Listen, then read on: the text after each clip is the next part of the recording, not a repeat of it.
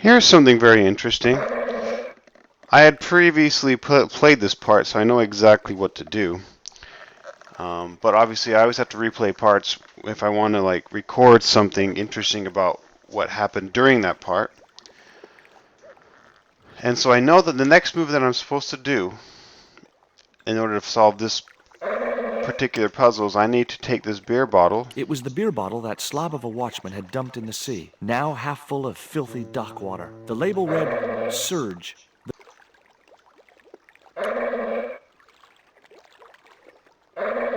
So I know I need to take this beer bottle and I need to pour it over this thing. Maybe I have to touch it first. The bottle was half filled with water. Maybe it would cool the cone down enough to touch it. That's interesting. See, I already knew I was supposed to do that. But for some reason, the game wouldn't let me do it until I had my character touch it and find out it was hot by first physically getting hurt by it. That's really weird. It's really weird that the game would not allow me to just skip that and go straight to the bottle and put it on there. Obviously that has something to do with the way it was programmed. Like, do not allow this action unless, or this action is only allowed once this part of the story has been accessed. But I mean, that's weird. So somehow events in the storyline or in these puzzles can only be triggered once previous events have been triggered. What type of coding would that involve? I have no clue. I really like this right here. Look at all the different ways he picks up stuff. The packet was full of dog biscuits. Okay, picked up the dog biscuits, and Someone look, had once look told how he picks up me a this piece of coal. Coal brought you luck.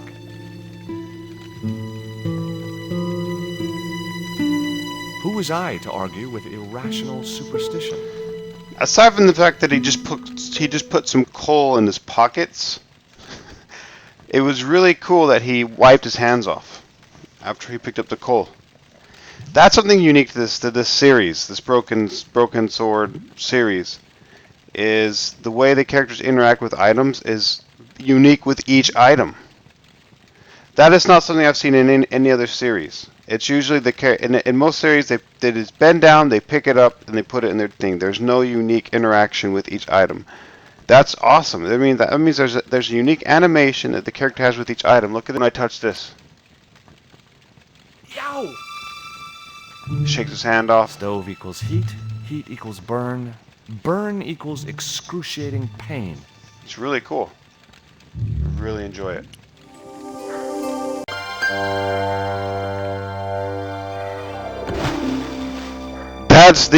That right there is the worst this game's ever going to be. Do you recognize this metal cone? Say, that's just like the Tin Man wore. You know, the Wizard of Oz. I'd have never taken you for a fan of Dorothy and Toto. That dumb kid? She ruined the whole damn thing for me, all that singing and stuff. Anyhow, she wasn't even a real kid. They stuffed her in a corset so her titties didn't show. I gotta go now, but I'll... Never mind. Can't win. I guess dunking a dog in the river is not the worst this game will get. That comment was pretty PG-13 and above. Oh, that was good. This man right here is mean. And I need to get rid of him, I think, because this man over here is not. Now, both of these men appear to be from a part of the world that I am interested in, that being Central America, because it was Central American individuals that kidnapped my girlfriend, and so I'm trying to solve this mystery, and they appear to be similar to those type of people. But this man is mean. through a prior conversation I overheard him have with this person. He was really mean, and this guy seemed nice. And so my prediction is my prediction of the puzzle is I'm going to get this guy out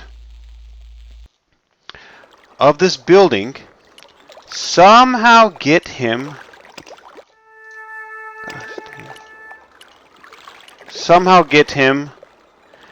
at the bottom of this area here where the notepad is, and then I will push this thing, I will activate this thing like this, and it'll come down and it will whack him right off into the thing.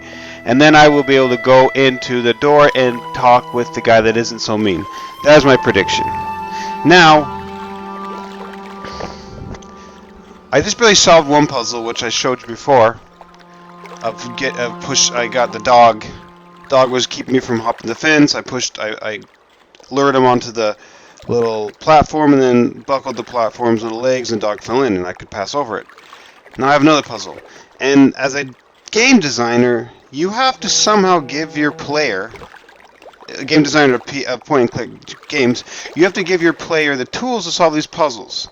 It'd be pointless to have a puzzle that's unsolvable, obviously. And the only tools that a player has in a point-and-click adventure game are what's in his inventory and what he can access here in the environment. I can access these things.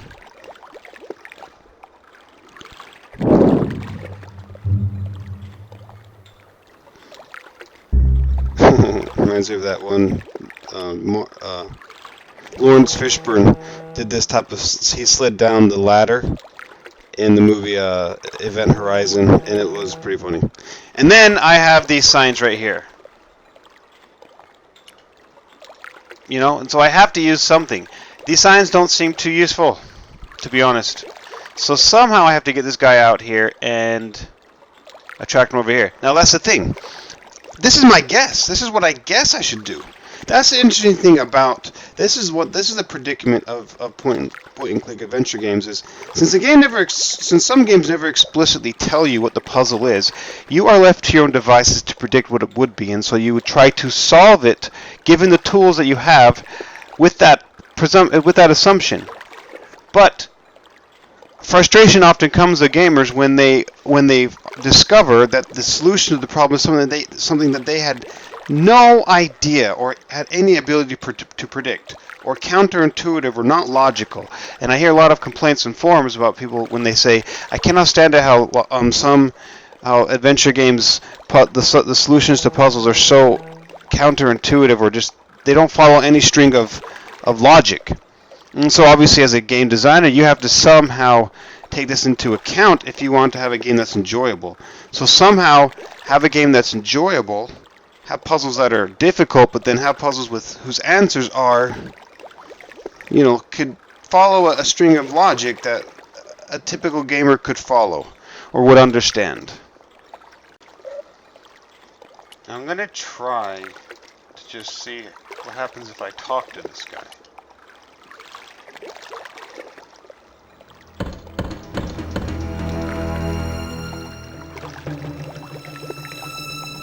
Who is it? My name is Stobart, George Stobart. What do you want? I want to return your spider. I pulled its legs off, which is exactly what I'm going to do to you. I got the feeling he wasn't too pleased to see me.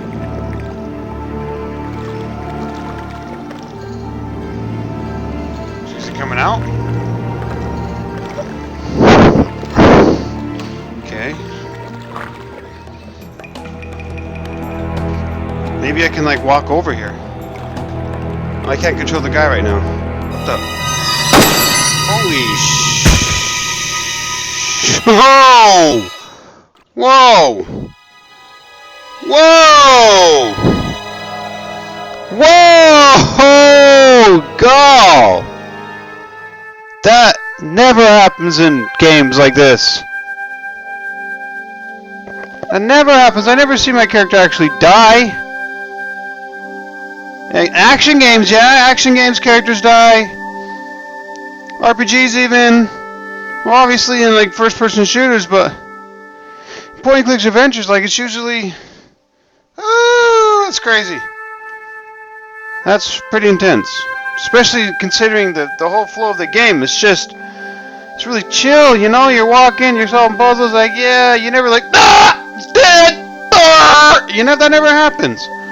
Whoa. Okay, I'm gonna try something else this time. I want to see if this works. Who easy? Police, we want to talk to you about abduction, arson, and attempted murder. Got a warrant? Sure I got a warrant. Open the door, I'll show you. You wait. That's got him scared and angry. I'm gonna try something else, because I notice I have some time in between the end of the conversation and opening the door. I'm gonna see if I can distract him by using this thing. I want to see what happens.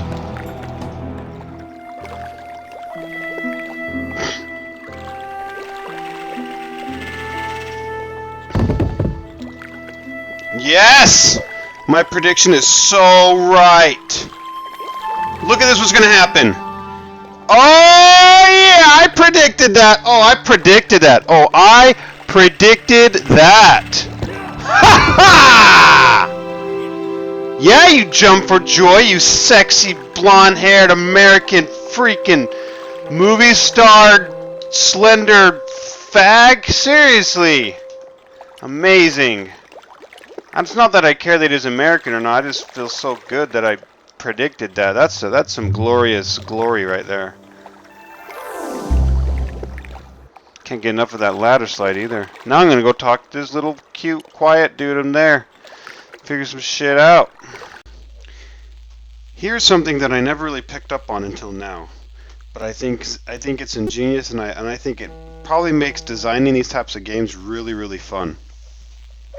It's basically the designer is the person that decides what things in this environment will act as clues to the player, right? And here I have an option to interact with the elevator or interact with the button. Now, any normal person who knows they want to use an elevator is going to instinctively go to the button. But the designers give us an opportunity for comedy, and this is how they show it. I couldn't pry the doors apart with my bare hands. There was usually an easier way to do it. See, it's completely unnecessary, but it's pretty funny because it's just a different style of comedy, and I really like it. It's just really funny because the usual way is to press the button. And the designers had a choice to either just only allow you to interact with a button, or to give the player an opportunity for some comedy, and I love it. It's because it's a type of comedy that you can't see anywhere else in any other game. Really, there is no other kind of comedy like that. Just in time. Interrupting the beam of light kept the doors from closing and stopped anyone from using the elevator. But what now? Because all of the comedy is purposeful. It's a joke that's been set up or designed to make someone laugh, or it's just a situation that a certain type of people would enjoy. But this is comedy as a result of you being kind of silly or stupid in playing the game. Like, why would you go try to open the elevator with the doors before pushing the button? No one in real life would do that, but in adventure games, we just do that because we have this instinct to just interact with everything. In adventure games, an environment is like a playground, and we just touch everything, and we love to hear all the different comments that the character has when he touches something. This statue reminds me of my grandmother when she's angry and has been turned to stone. Like, there's so many interesting ways of describing something, and so we just go and touch and touch and touch, and then the developers know this, and so they add a little comedy to it when we do something silly like that. I think love it.